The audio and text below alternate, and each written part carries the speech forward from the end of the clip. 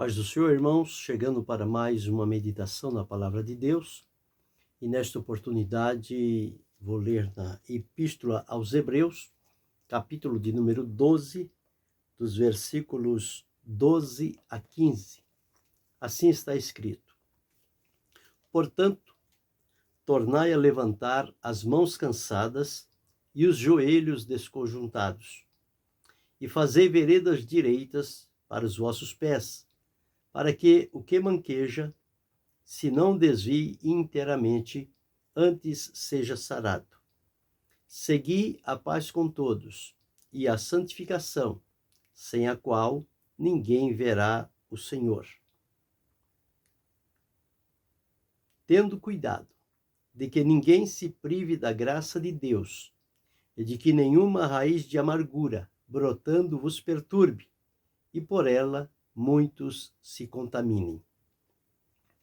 Estes os versículos para a meditação nesta oportunidade, falando sobre encorajamento em meio às provações da vida cristã.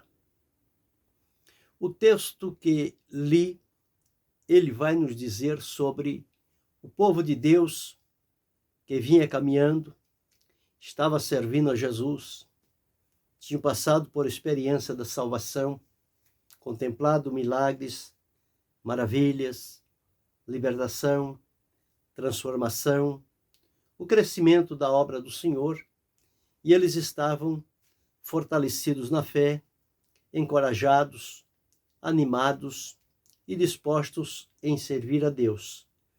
Mas, como nunca tarda a vir, também na vida de fé, na vida cristã, na vida servindo ao Senhor, surgem momentos de dificuldades, de provações, de perseguições, de fraqueza, de desânimo, de falta de ânimo e de disponibilidade para continuar seguindo.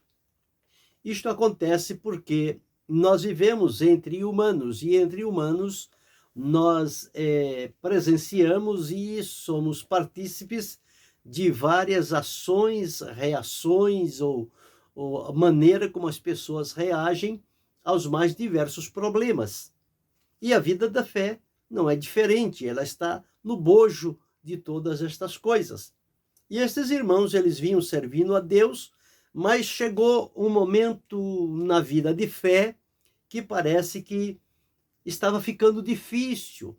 As coisas já não estavam mais fluindo como antes.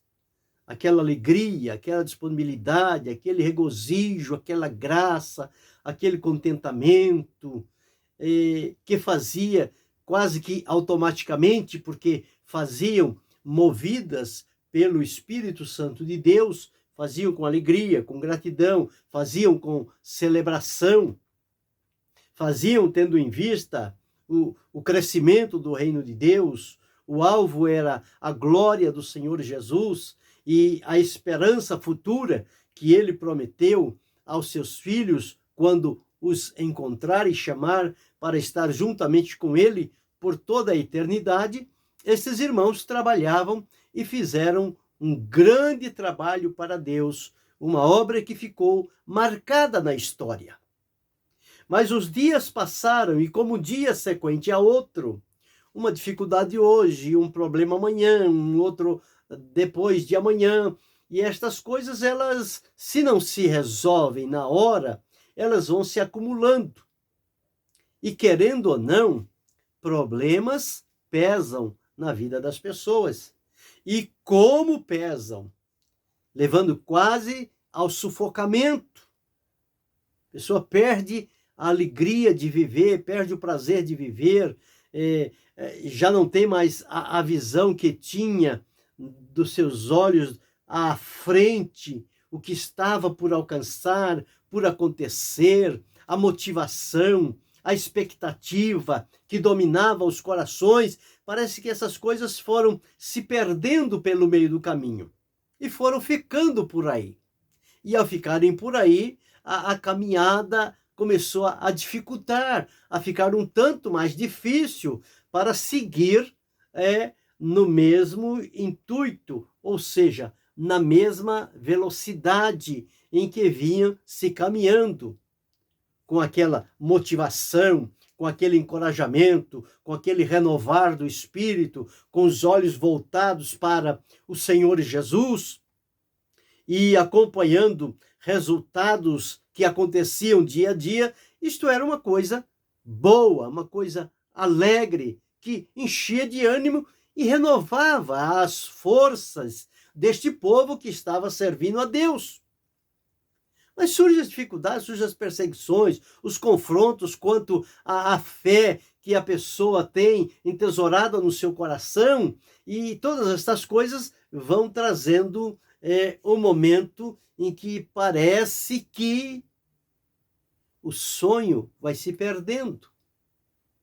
E o escritor aos Hebreus, entendendo isto e sendo dirigido pelo Espírito Santo de Deus, ele escreveu esta epístola dando orientações, corrigindo alguma coisa que não estava a contento, que não estava de acordo, que não estava cooperando para ajudar, para continuar na carreira, na caminhada, na proposta da fé, na fidelidade, no temor, na obediência a Deus. Ele então chega a estas pessoas e diz a elas o que é preciso fazer.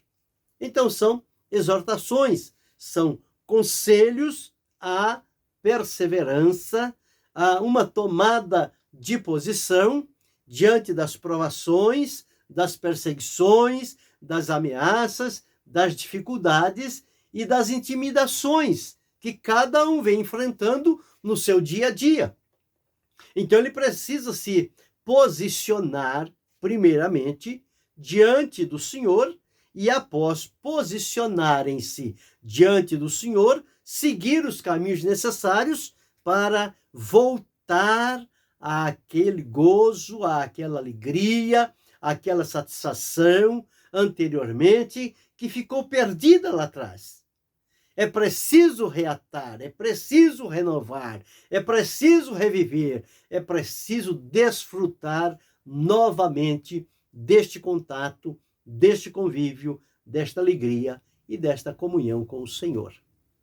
Então, o escritor dessa epístola, ele começa dizendo: portanto, quer dizer, apesar de tudo, apesar do sofrimento, mas apesar do que Jesus fez por nós, o quanto ele suportou, o quanto ele sofreu, mas em momento nenhum ele desistiu, o quanto Jesus foi perseguido, mas em momento nenhum ele abriu mão do que veio para fazer. Ele foi até o fim, com sofrimento, com angústia, com afrontas, com incompreensão, com ameaças, com julgamentos falsos contra a sua própria vida. E tudo isso Jesus enfrentou, mas não se deixou levar por elas, manteve-se firme e fiel a Deus o Pai até o fim, realizando assim a sua obra, e agora colocou a sua obra à nossa disposição como um recurso divino para nos ajudar nos momentos em que estivermos enfrentando dificuldades, para nos lembrarmos do que Jesus sofreu e o que ele passou por nós e colocou agora à nossa disposição para que tenhamos a graça de Deus de voltar ao caminho que estávamos seguindo na presença do Senhor. Então são várias exortações. A primeira exortação ou conselho que ele dá é o seguinte, ele diz: portanto, tornai a levantar as mãos cansadas. Mãos falam de obras. Significa que eles cansaram-se de fazer algo na obra de Deus. Mãos cansadas significa mãos caídas, mãos que não se levantam, mãos que não se sustentam. Então, o escritor desta carta, ele está dizendo: tornai a levantar as mãos cansadas. Isto me lembra, e lembra você também, quando Moisés estava lá no monte, enquanto no vale estava Josué e os amaleques estavam em guerra, e Moisés subiu ao monte e com as mãos estendidas, enquanto Moisés estava com as mãos estendidas, Josué estava vencendo, o povo de Israel estava vencendo. Mas quando as mãos de Moisés se cansavam e ele abaixava as mãos, os amalequitas prevaleciam. E foi uma luta constante, ora ganhando, ora perdendo, ora ganhando, ora perdendo. E assim foi se seguindo. Até que, por uma direção de Deus, chegaram dois companheiros para Moisés, chamados Arão e Ur, e um ficou à direita, outro ficou à esquerda, para sustentar as mãos de Moisés, porque as mãos dele eram muito pesadas, e eles ficaram ali com a finalidade de sustentar, de segurar as mãos de Moisés levantadas. E assim fizeram até que a vitória de Josué sobre Amaleque se concretizou. E o povo de Deus venceu aquela batalha. Então veja o valor de ter as mãos estendidas. Mas o escritor aqui está dizendo que estes que já tiveram as suas mãos estendidas, que já venceram em nome do Senhor, venceram para a obra do Senhor, venceram as dificuldades que se apresentaram. Agora eles estavam com as mãos cansadas, com as mãos abaixadas, com as mãos caídas, com as mãos sem utilidade. E o conselho que ele dá é o seguinte: tornai a levantar as mãos cansadas. Uma vez que as mãos se cansaram, é difícil levantá-las assim com facilidade. Mas ele diz: tornai a levantar. Faça o esforço necessário.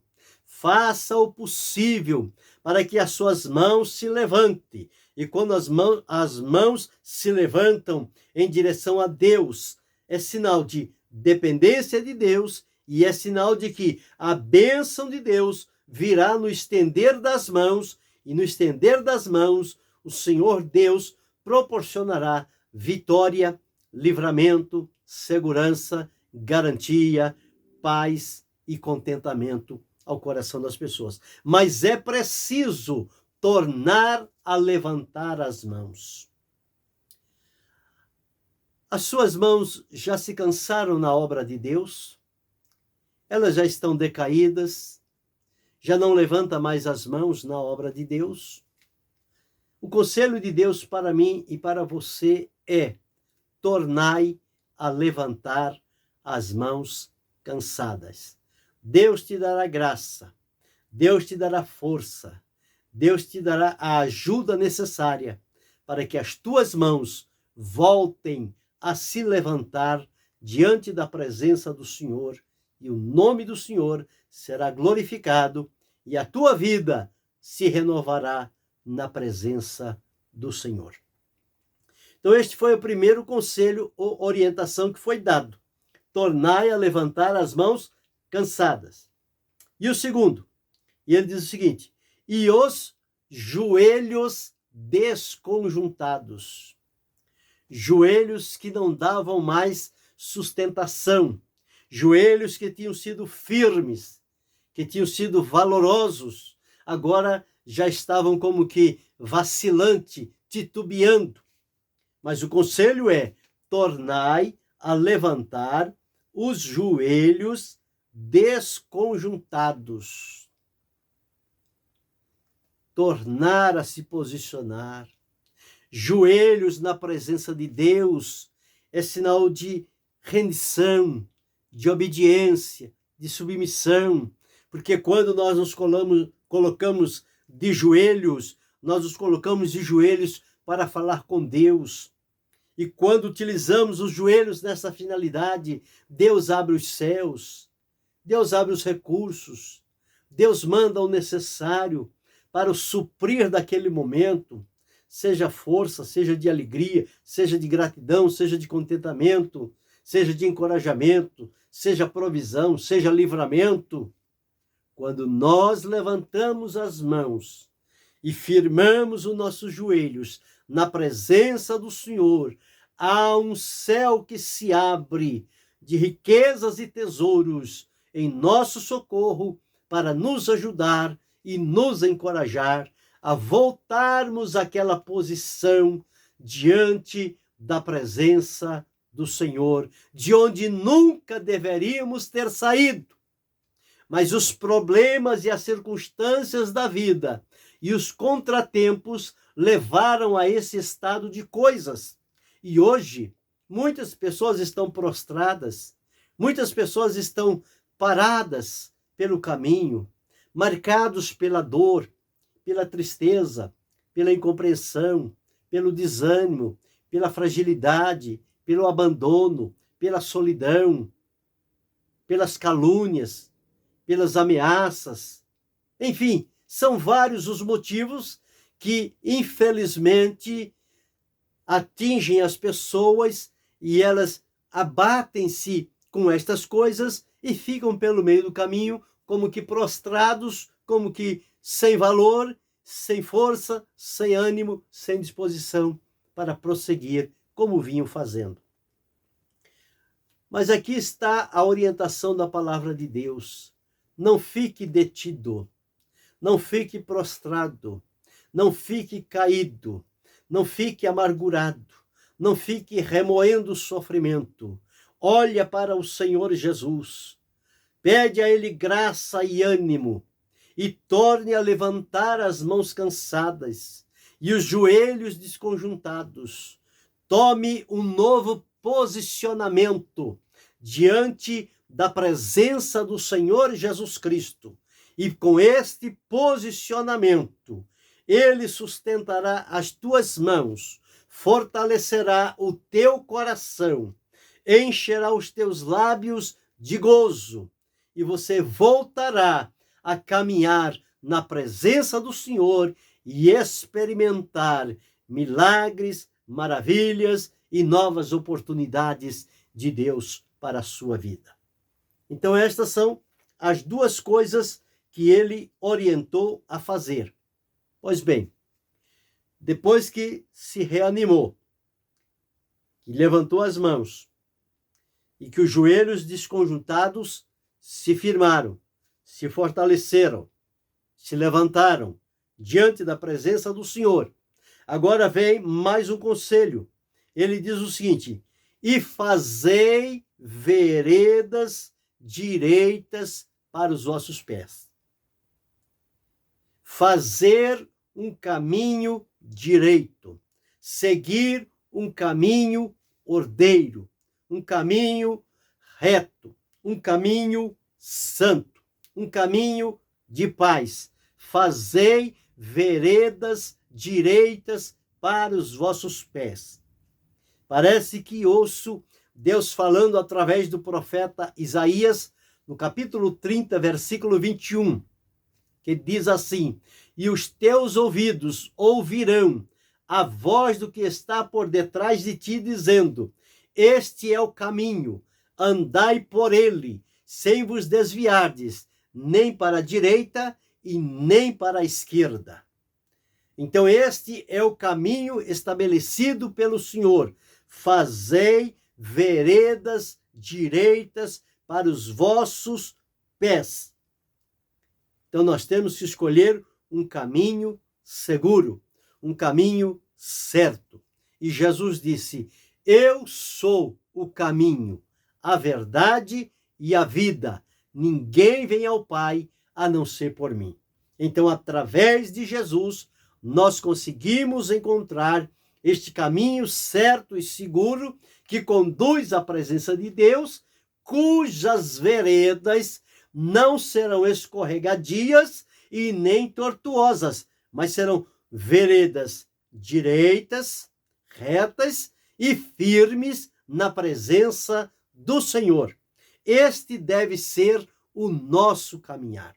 O salmista disse: ensina-me o teu caminho e guia-me pela vereda direita, por causa dos que me andam espiando.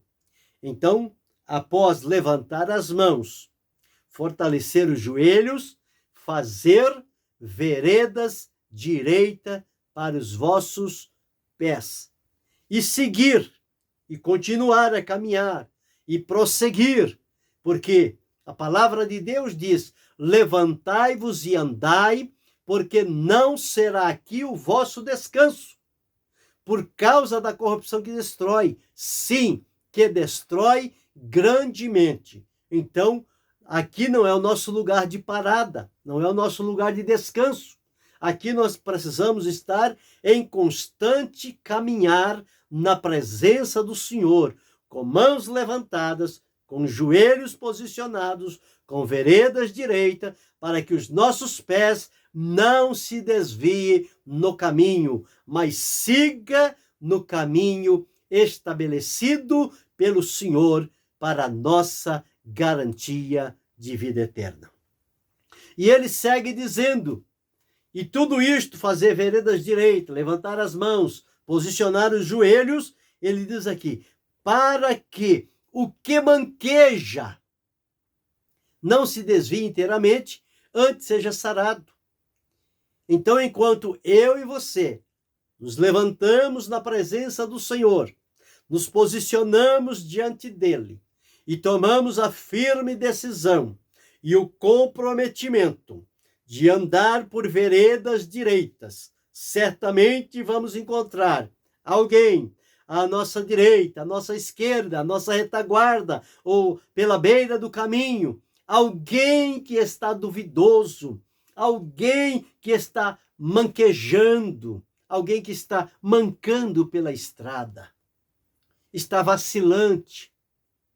Ora crê, ora não crê, ora vai, ora não vai, ora avança, outra hora regride.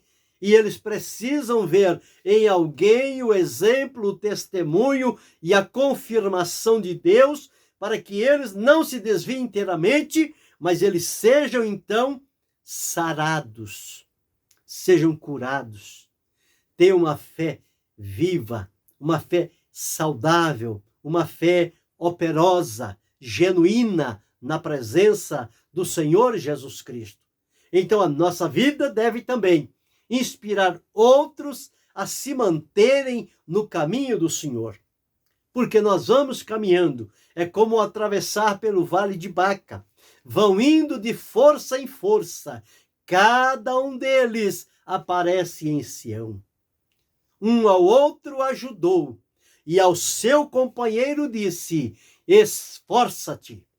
Então este é o nosso propósito, é o nosso objetivo, de estarmos esforçados e esforçando outros para seguirem também conosco nesta caminhada de fé diante da presença do Senhor, apesar das provações, das perseguições, das calúnias, dos apontamentos, das ameaças, das incompreensões, do desprezo, tudo isso que passamos pela vida.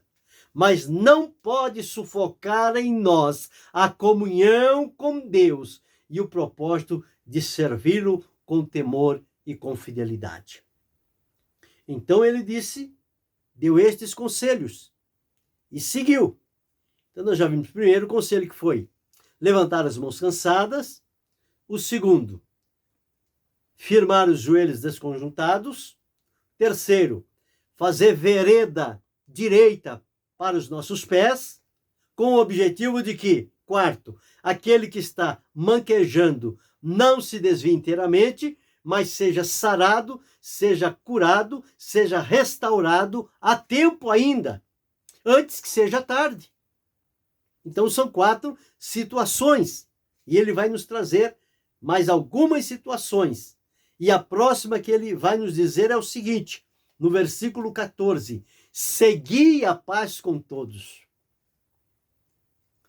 Ter paz com todos não é fácil, mas a Bíblia diz, quando for possível, tende paz com todos os homens. Seguir a paz com todos. Em primeiro lugar, nós precisamos ter paz com Deus. Quando nós temos paz com Deus, a paz de Deus invade o nosso coração. E nós passamos a ter paz conosco mesmo. cada um tendo paz consigo mesmo. Porque existem pessoas que estão perturbadas, elas não têm paz com elas mesmas, elas mesmas não se aguentam. Então é preciso seguir a paz. Primeiro, a paz com Deus, a paz de Deus vem para nós, o nosso coração desfruta de paz, passamos a viver em paz conosco mesmo, e a partir daí fazemos o esforço necessário para viver em paz com os demais que estão à nossa volta. E a Bíblia diz: segui a paz com todos. Não é para deixar ninguém de fora. Eu tenho paz com este, com aquele eu não tenho. Não. A palavra de Deus diz: segui a paz com todos. No que depender de mim, no que depender de você, nós precisamos trabalhar pela promoção da paz. Ser um pacificador, promover a paz, criar a paz.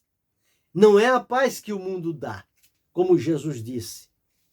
Porque a paz que o mundo dá, no momento em que eles estão falando de paz, eles estão arquitetando a guerra, a violência, a vingança e todo tipo de perseguição e maldade. Mas a paz que Jesus oferece para nós, ele diz: a paz que o mundo não conhece. Deixo-vos a paz, a minha paz vos dou. É uma paz que contagia, que quando estamos em paz, nós queremos fazer paz com todos, queremos ter paz com todos. E é isso que diz a palavra de Deus: segui a paz com todos. Mesmo quem não quer paz conosco, nós temos o dever de procurar vivermos em paz com eles. Desfrutar de paz, criar ambientes de paz, promover a paz, proclamar a paz e demonstrar na nossa vida que nós temos paz. Paz com Deus, paz conosco mesmo e, portanto, mais acessível ter paz com os outros, com todos os que estão à nossa volta. E um outro conselho, ele diz o seguinte: segui a paz com todos e a santificação. Agora, santificação é para Deus. Porque santificação significa separação. Entre os homens nós precisamos ter paz com todos. Mas para com Deus nós precisamos de santificação. Então, santificar é separar-se do mundo, do pecado, do engano, do vício, de todas as obras da carne que se manifestam neste mundo. Então, quando nós vamos viver em santificação, nós precisamos ser separados destas coisas e das fontes que promovem a impureza na nossa vida. Impureza no nosso corpo físico, impureza na nossa alma, impureza no nosso espírito, que só pelo poder do sangue e do nome de Jesus é que podemos ser purificados destas impurezas. Então, ser santificado é ser separado daquilo que desagrada a Deus, ser colocado à parte e ser separado também para Deus, para uso exclusivo do Senhor. Então, se uma vez nós tínhamos o nosso corpo, que era instrumento de iniquidade, e como servo do pecado, nós praticávamos o pecado, agora em Cristo, nós somos servos da justiça. Então, os nossos membros devem ser consagrados a Deus, separados a Deus, para sermos, então, santificados em Cristo, ou seja, separados para Jesus, estar disponível e pronto para que o Senhor Jesus se utilize da nossa vida quando encontrar em nós esta separação da carne, do mundo e do pecado e separados para Deus, para viver uma vida santa, uma vida pura, uma vida digna, uma vida fiel, uma vida leal, uma vida verdadeira, uma vida realmente separada, sem nenhuma contaminação. E ele diz o seguinte: quando nós seguimos este caminho, vem o resultado. Porque se não levantarmos as mãos cansadas, não posicionar os joelhos desconjuntados, não fizermos vereda direita para os nossos pés, e não tivermos o devido cuidado com aqueles que estão manquejando, e não seguir a paz com todos, e a santificação, a vida de separação do mundo para Deus, ser separado para Deus, diz a palavra que nós não veremos ao Senhor.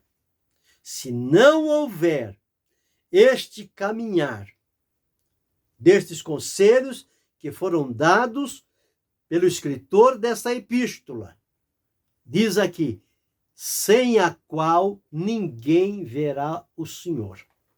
Então nós precisamos trilhar por este caminho para que, embora tenhamos provações, problemas, perseguições, privacidades, provocações, ameaças, acusações, enfim, seja lá o que for, nada disto terá o poder de nos tirar da presença do Senhor, porque o que nós conseguimos pela fé em Jesus, quando em plena comunhão, paz uns com os outros e santificação para com Jesus, nós temos um céu aberto, nós temos a manifestação da glória de Deus, a presença de Jesus, ela é real na nossa vida, e o nosso viver passa a ser um viver glorioso e abençoado pelo Senhor, que vai produzir para o reino de Deus.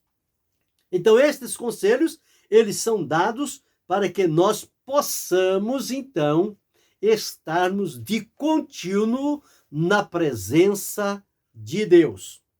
E ele segue dizendo, todos esses caminhos nós precisamos seguir para que tenhamos o devido cuidado. Cuidado com o quê? Para que ninguém se prive da graça de Deus. Para que ninguém fique fora do alcance da graça de Deus. A graça de Deus é extensiva, mas às vezes as pessoas podem entesourar em algumas coisas no coração que se fecham e não permite que a graça de Deus encontre ali um caminho para fazer um trabalho de reconstrução da vida, restauração, para levá-la novamente à presença de Deus. Então ele diz, tendo cuidado de que ninguém se prive da graça de Deus, porque ao privar-se da graça de Deus, o que é que pode acontecer? Diz-nos aqui, que vai brotar uma raiz de amargura. Vai brotar lá dentro um sentimento de amargura, ou seja, de ingratidão, de tristeza. Por que aconteceu comigo? Por que fizeram desta forma? Eu não merecia isso. Agora estou aqui. Mas sabe o que eu vou fazer? A minha decisão é esta. Não quero saber mais. Para mim, todo mundo está esquecido. E também não vou mais seguir nesta caminhada de fé. E o caminho meu vai ser este. Não. O conselho é para não fazer assim. O conselho é para ter o devido cuidado e não permitir que uma raiz de amargura surja por um pensamento, por um modo de ver, por uma expectativa, por algo que a pessoa compreendeu de uma maneira e deixou entrar no coração e fechou a porta da graça. Não. Tendo cuidado de que ninguém se prive da graça de Deus e de que nenhuma raiz de amargura brotando vos perturbe, porque se brotar a amargura, vai haver uma perturbação constante naquela vida. E através desta perturbação, muitos vão se contaminar. Porque quem está perturbado, ele não fica perturbado sozinho. Ele vai perturbar outros. E ele vai contagiar outros. E outros vão aceitar aquele ponto de vista e vão também se desencaminharem da presença do Senhor e vão enveredar por este caminho escuro, caminho de trevas, caminho de amargura, caminho de vingança, caminho que pode tirá-lo para sempre da presença do Senhor. Mas o conselho da palavra de Deus é termos o devido cuidado para não se privar da graça de Deus. Então, estamos aprendendo nesta oportunidade conselhos e exortações diante de uma vida cercada de provações, de problemas e perseguições e dificuldades, como esta vida ela pode se manter diante da presença do Senhor, apesar de estar atravessando estas situações adversas. Quem sabe você está nesse estado. Você está aí agora num canto, perdeu a alegria, perdeu o contato com os céus, está triste, está solitário, está sentindo-se desprezado, abandonado e parece que chegou ao fim. Mas não é assim, não. A palavra de Deus está aqui para te orientar, para te animar, para te encorajar. Levante-se deste teu lugar. Levanta os teus olhos para Deus. Abra para Ele o teu coração. Torne a levantar as suas mãos cansadas. Posiciona os teus joelhos diante da presença do Senhor. Faça veredas direita, caminhe por ela e siga servindo ao Senhor, procurando manter a paz com todos, perdoando, deixando passar aquilo que não deveria ter entrado no seu coração, mas entrou. Peça a graça de Deus para que tire isso do seu coração e você desfrute de paz, de comunhão, de alegria, de contentamento e tenha uma vida consagrada a Deus, uma vida santificada, uma vida de pureza, uma vida de testemunho, uma vida de lealdade ao Senhor. E com isto, você terá visões de Deus. Porque se faltar isso, diz a palavra de Deus, ninguém verá o Senhor. E para ver o Senhor é preciso entrar por este caminho. É um caminho único. É um caminho estreito. É um caminho espinhoso. É um caminho apertado. É um caminho de lutas e provações, sim. Mas é o caminho que vai levar a mim e a você à presença de Deus. Então enfrenta o que for necessário, mas mantenha o seu comprometimento de fidelidade para com Deus e siga, caminhe, prossiga, não pare, não olhe para o lado, não volte para trás, não desanime, não se encha de bagagens que pode comprometer o teu caminhar. Abra mão destas coisas e escolha ao Senhor e tenha o devido cuidado para que a graça de Deus nunca falte sobre o seu coração, porque é esta graça de Deus que vai movimentar o teu interior, que vai te dar ânimo, força, graça e disposição para que você possa se levantar e se colocar em pé diante da presença do Senhor. Que Deus possa te abençoar, que Deus possa te fortalecer, que você possa, a partir de hoje, tomar uma posição diante do Senhor. Prossiga, não recue, não volte atrás. Deus não tem prazer em quem recua. O prazer de Deus está naqueles que permanecem, aqueles que perseveram. O profeta Daniel, usado por Deus, ele disse: tu, porém, vai até o fim, porque no fim dos dias estará na tua sorte e repousarás. E no dia glorioso do Senhor Jesus, você receberá de Deus a recompensa e entenderá que valeu a pena atravessar por sofrimentos, perseguições e provações, mas manter-se firmado em Jesus.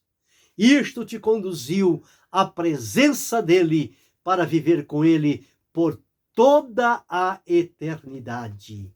Receba de Deus esta palavra de ânimo, de ajuda, de conselho, de fortalecimento e direcionamento de Deus para a minha e para a tua vida. Que Deus, em nome de Jesus, possa continuar te abençoando. Gostaria de pedir que você se inscrevesse neste canal, acione o sino, dê o seu like, faça o seu comentário. E que Deus, em Cristo Jesus, te abençoe. Amém.